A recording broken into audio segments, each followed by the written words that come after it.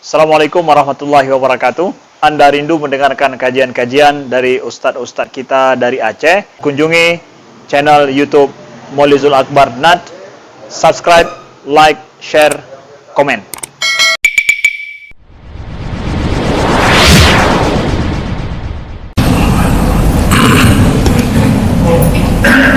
Assalamualaikum warahmatullahi wabarakatuh.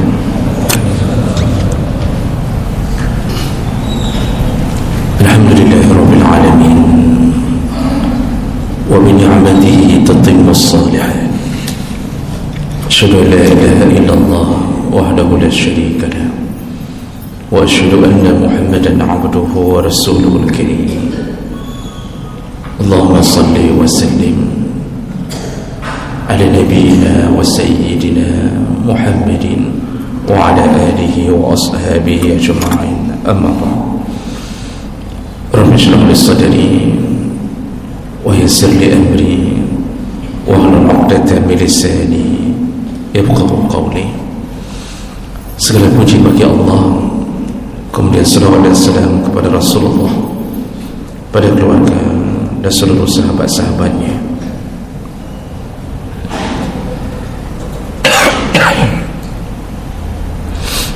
Jemaah salat subuh, bapak-bapak dan ibu-ibu yang Allah muliakan, insyaAllah. Kita masih membahas tentang golongan orang-orang yang didoakan oleh para malaikat. Di pertemuan yang lalu, salah satu yang selalu di dalam doa malaikat yaitu mereka yang berada di saf pertama di dalam barisan salat.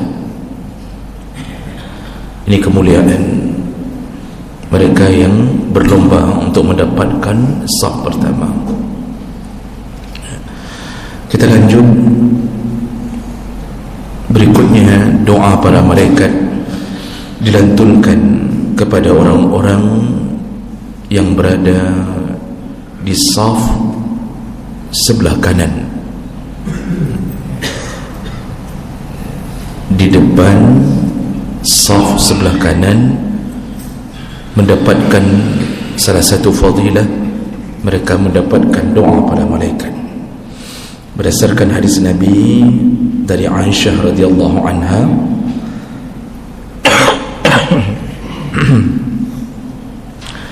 Rasulullah sallallahu alaihi wasallam berkata, Inna Allah wa malaikatahu yusallun ala mayamin as-sufuf. Sesungguhnya Allah dan para malaikat memberikan rahmatnya, mendoakan kepada siapa? Mereka yang berada di saf sebelah kanan. Nah, jawab mereka Allah subhanahu wa ta'ala, ini fadilah, ini kemuliaan. Jadi bukan bermakna yang sebelah kiri tidak didoakan, karena doa para malaikat ini menyeluruh kepada orang yang salat. Namun ketika berbicara mana yang lebih utama, mana yang lebih afdal, maka saf depan lebih afdal daripada saf belakang. Dan ketika bicara di antara yang berada di depan mana yang lebih afdal, yang sebelah kanan lebih afdal daripada yang sebelah kiri. Jadi ini bicaranya bicara yang lebih afdal, bukan bicara hanya mendapatkan doa yang sebelah kanan, tidak. Nabi sallallahu alaihi wasallam kata Aisyah, yuhibbu at-tayamun fi kulli syai'. Nabi dalam semua urusan yang baik selalu menyukai yang kanan, mulai dari makan, memakai pakaian. Jadi memasukkan lengan yang kanan lebih dahulu dalam hadis. Kemudian menyisir rambut, beliau sisir yang kanan lebih dahulu. Kemudian sampai urusan memakai sandal, selalu beliau memasukkan kaki yang kanan. Ternyata bukan Nabi saja, Allah Subhanahu wa ta'ala pun mensyariatkan segala sesuatu urusan syariat yang utama adalah yang kanan. Ketika diperintahkan berwudu, maka sunnah hukumnya at-tayamun, iaitu yang kanan-kanan lebih dahulu.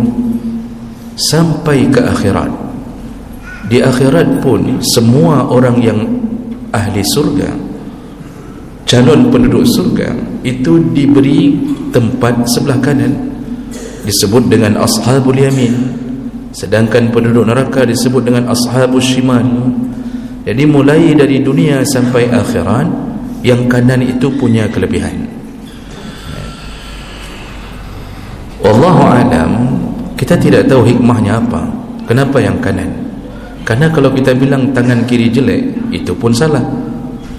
Kalau tidak ada tangan kiri, terpaksa tangan kanan turun tangan untuk cebok, merepotkan tangan kanan. Untung Najarawi, untung ada tangan kiri. Urusan bersih-bersih tangan kiri, urusan yang kira-kira agak kuto-kuto bacut tangan kiri. Ini bermakna tangan kiri ini tangan yang baik. Jadi kalau begitu, kenapa para sahabat mencari yang kanan? Di antara hikmahnya, pertama karena ada doa Nabi, ada hadis Nabi yang mengatakan Allah dan malaikat menyukai yang sebelah kanan. Kemudian juga ada salah satu kebiasaan Nabi sallallahu alaihi wasallam, Nabi selesai salat itu membalikkan badannya ke arah kanan, sehingga para sahabat berebut-rebut untuk mendapatkan pandangan Nabi. Dan ini diceritakan di dalam hadis dari Barra bin Azib, hadis riwayat Muslim, kunna iza sallaina khalfa Rasulillah sallallahu alaihi wasallam ahbabna an nakuna an yaminih yuqbal biwajhihi. Kami di masa Nabi, kata Rasulullah, kata Barra, kalau salat di belakang Nabi, kami berebut untuk mendapatkan yang kanan Nabi. Jadi di kanannya imam. Kenapa? Karena setelah salat, Nabi selalu menghadapkan wajahnya ke arah kanan. Maka salah satu perbuatan sunnah bagi imam, selesai salat, selesai salam, setelah membaca Allahumma antas salam, itu disunnahkan membalikkan badan ke arah makmum, tapi bukan langsung menghadap ke belakangnya, tapi menghadap ke arah kanan. Disitulah sahabat berharap-harap mereka berada di dalam pandangan Nabi SAW. Jadi pandangan Nabi pun dikejar oleh sahabat. Begitu rindunya mereka untuk tinggal satu komplek bersama Nabi SAW. Tiada keraguan sedikit pun, apapun yang dilakukan Nabi, mereka tetap ikut, tidak peduli sekecil-kecilnya. Begitulah seseorang yang mencintai Nabi-Nya. Dan Nabi pun tidak menolak. Nabi tidak pernah mengatakan jangan ikut aku hanya manusia biasa. Tidak ada kalimat itu. Kenapa? Nabi tahu bahawa dia salah satu jembatan menuju surga. Maka jemaah mereka Allah Subhanahu wa ta'ala, ini hanya bicara tentang mana yang lebih utama. Jangan sampai setelah tausiah ini besok tidak ada satu pun yang berada di sebelah kiri ini. Dia sudah safnya sebelah kanan imam semuanya, hanya menjungkat masjid, bang. Sudah tidak seimbang masjid ini. Kalau begitu, artinya kalaupun datang lebih awal, datang ke depan, usahakan cari dulu yang kanan. Tapi makruh hukumnya menandai saf. Makruh hukumnya menandai saf, sampai buat nama di depan, nyawa ada tengku fulan, tak boleh ganggu. Itu makruh. Karena urusan-urusan agama, siapa duluan, dialah yang lebih mulia. Tidak ada urusan mau presiden datang, kalau dia terlambat tetap harus di belakang. Wali kota datang, itu tetap belakang. Jadi jangan halangi orang kalau seandainya yang duluan datang.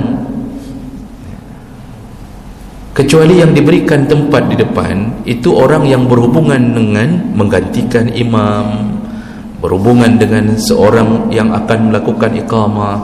Itu berikan tempat untuk berapa orang kan, yang kira-kira dia memang perlu di situ. Jangan sampai orang iqamah, setelah selesai iqamah begitu balik tidak ada tempat dalam saf. Itu hari terakhir dia mau melakukan iqamah, adanya hang ketimli. Masa setelah iqamah terpaksa putar harus duduk belakang? Nah, ini orang-orang ini yang diutamakan di belakang imam, naib imam, khatib, orang-orang yang butuh tempat itu memang. Dan jemaah mereka Allah, mendahulukan orang lain dalam urusan agama itu makruh. Sampai ada kaedah fikih yang menyebutkan al-itharu fil qurbi makruh wa fi ghairiha mahbub. Bagi kita yang mungkin pernah belajar qawaid fikih, salah satu kaedah berbunyi yang disepakati oleh para ulama, mendahulukan orang lain dalam urusan ibadah makruh, tapi selain ibadah sunnah. Jadi makruh kita sudah berada dalam masjid lalu kita dahulukan orang, bapak saja ke depan, silahkan bapak. Jangan, kita yang harus lari ke depan, rebut itu tempat, rebut doa malaikat. Kita tidak lama bersama, sekitar 15 menit, 20 menit di dalam doa malaikat, rebut ke depan, jangan persilahkan orang lain. Namun hari ini yang terjadi, kadang-kadang ada orang yang datang ke masjid, pilihannya lebih ke belakang dulu, begitu mau iqamah baru berebut ke depan. Ini salah. Yang dimaksud dari awal, maka nanti yang datang hari Jumaat, yang datang itu langsung ke depan, jangan tunggu tiang masjid paling belakang. Jadi ditunggu begitu iqamah baru berebut ke depan. Ini salah satu amalan yang salah. Kenapa? Karena bisa menyebabkan ketersinggungan, apalagi sampai melangkahi bahu ke bahu.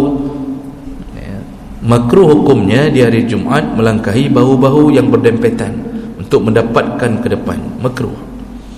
Jadi urusan agama jangan dahulukan orang lain, dahulukan diri sendiri. Tapi selain urusan ibadah, silahkan orang lain. Bapak antri untuk mengambil gas 3 kilo, silakan orang lain. Ibu-ibu ilai, lihat orang tua, bapak dulu. Antri di ATM, persilakan orang tua yang sudah sakit-sakitan, bapak dulu. Antri minyak goreng, ibu dulu. Tapi saya yakin sekarang ni orang tidak mau ibu dulu, karena semuanya berebut untuk mendapatkan minyak goreng. Negara penghasil minyak terbesar antri untuk mendapatkan minyak goreng. Begitulah Allah ketika mencabut keberkahan sebuah negara. Karena Allah telah berjanji, "Lau anna ahlal qura amanu wattaqau lamasubatun min andillah khair." Seandainya sebuah negara beriman dan bertakwa kepada Allah, kulimpahkan semua kebaikan untuk mereka.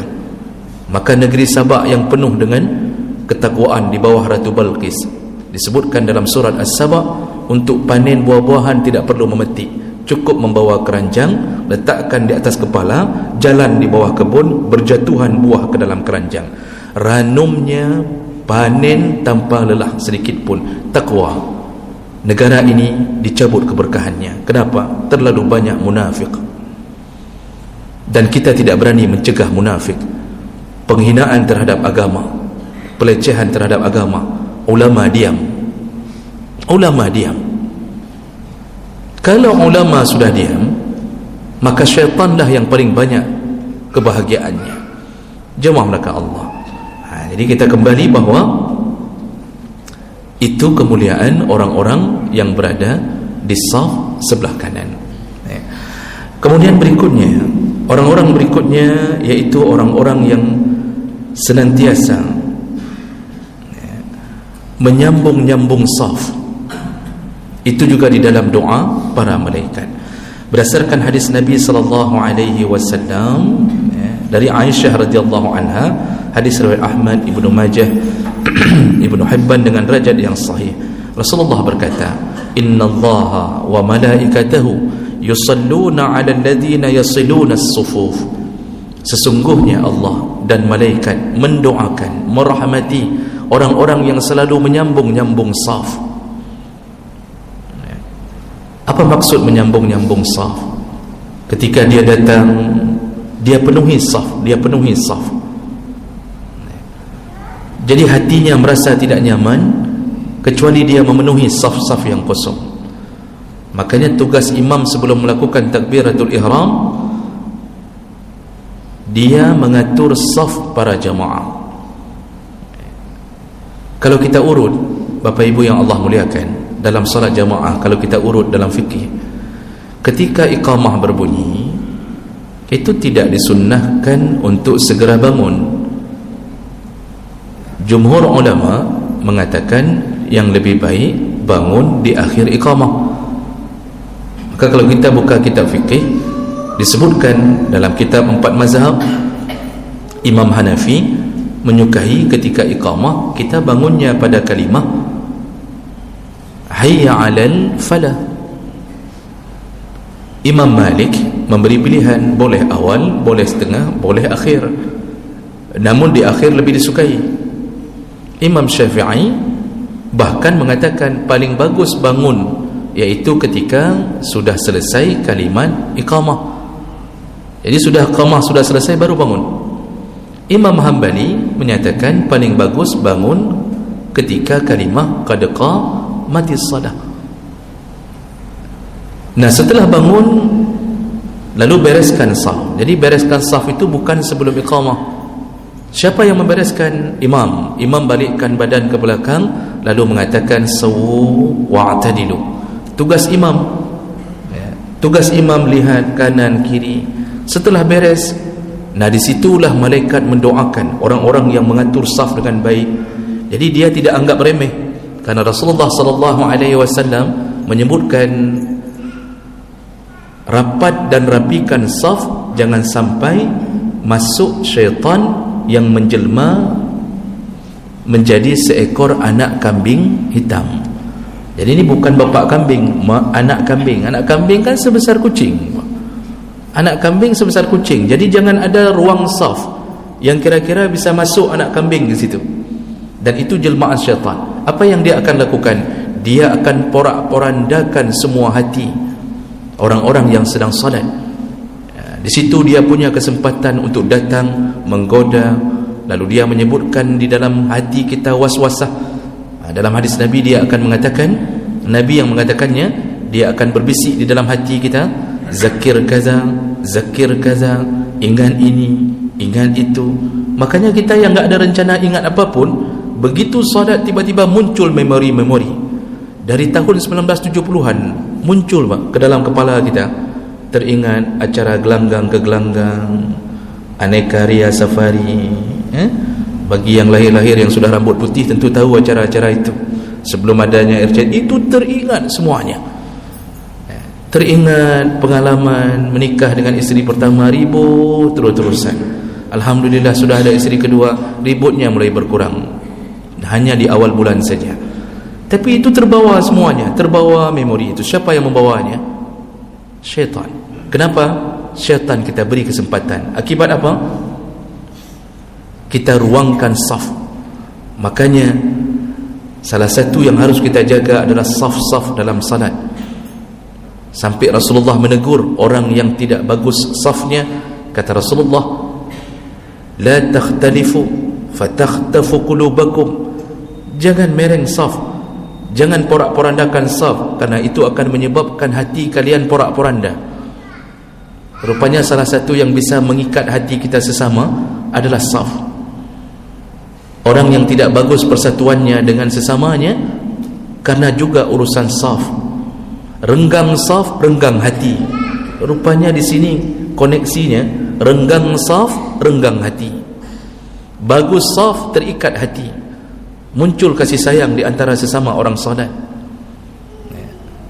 Makanya jemaah maka Allah Subhanahu wa taala, ketika ada saf yang belum selesai, imam berhak untuk tidak takbir dulu. Jadi jangan tegur-tegur imam. Misal imam sedang atur saf masuk, itu rapatkan, yang kanan rapatkan. Nanti ada suara dari belakang, baga baca puhana rencana tamayang. Begitu kata orang. Jadi ada yang mengatakan, udah cepat sedikit, apa enggak ada rencana solat? Ini orang tidak faham. Nabi mengambil waktu sampai bermenit-menit mengatur saf, pentingnya saf.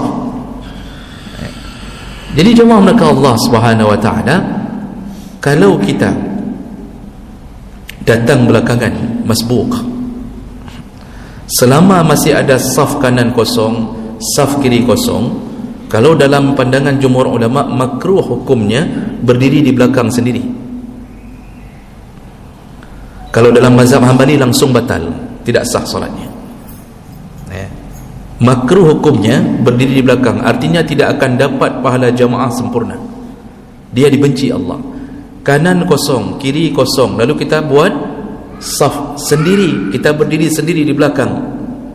Sampai ada hadis Nabi SAW yang dibolehkan seandainya betul-betul sendiri, seandainya kanan kosong, kiri kosong, kanan sudah penuh, kiri sudah penuh, lalu kita berdiri sendiri.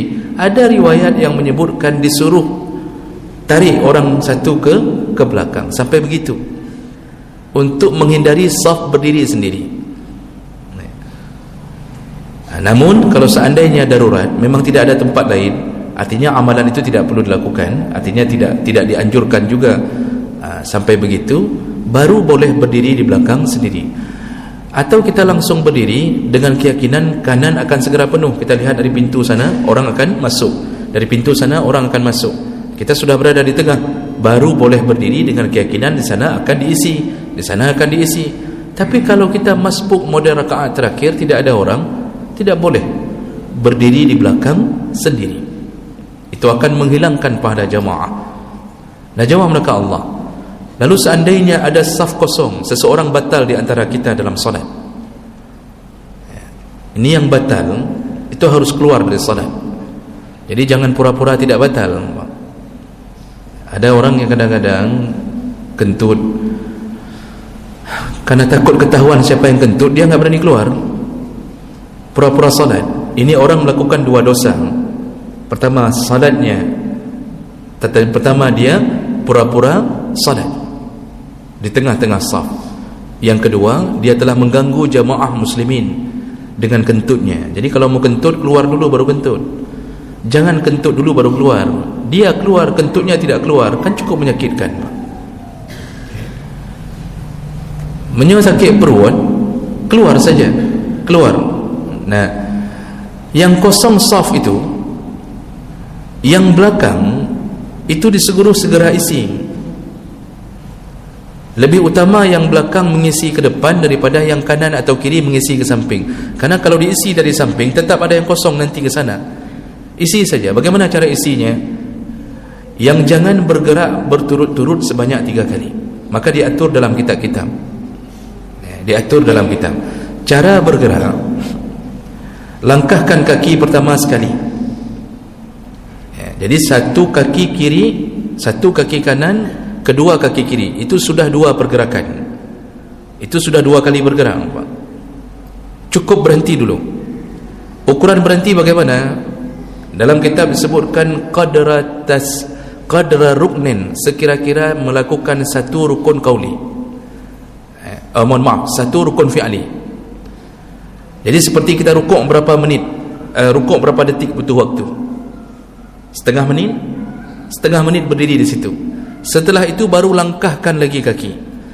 Jadi jangan sampai langkahkan kaki 1, 2, ini sudah 2 nih, 2 kaki. Kita langkahkan sekali lagi, begitu 3, batallah salat kita. Dalam pandangan jumhur ulama, termasuk mazhab Syafi'i. Berhenti dulu di tengah, kemudian tunggu kira-kira beberapa detik atau setengah menit, seukuran kalau kira-kira rukuk berapa menit, berapa detik perlu waktu, baru langkahkan lagi ke depan. Itu cara mengisi saf agar salat tidak batal. Silakan rujuk ke dalam kitab-kitab, baik kitab 4 mazhab maupun kitab-kitab mazhab Syafi'i. Jemaah mereka Allah, yang intinya apa? Allah suka, Allah sayang kepada mereka yang serius dalam mengatur saf. Jadi oleh kerana itu, walaupun ini amalan-amalan yang kita anggap sederhana, tapi ketahuilah di balik kesederhanaan amalan kita ini ternyata ada doa malaikat kepada kita. Kalau sudah didoakan oleh para malaikat, Adakah doa yang lebih baik daripada doa malaikat? Tidak ada. Kita berdoa Pak, tapi kadang-kadang doa kita tertolak. Tapi kalau malaikat mendoakan kita, tidak akan tertolak. Mudah-mudahan kita bisa melaksanakannya dan istiqamah dalam menjalankan ibadah. Dan hari ini tentu kita telah berada di dalam catatan yang baru berdasarkan beberapa riwayat. Mudah-mudahan tidak ada dosa baru yang kita tumpuk dengan sengaja. Subhanakallahumma bihamdik asyhadu an la ilaha illa anta astaghfiruka wa atubu ilaik. Wassalamualaikum warahmatullahi wabarakatuh.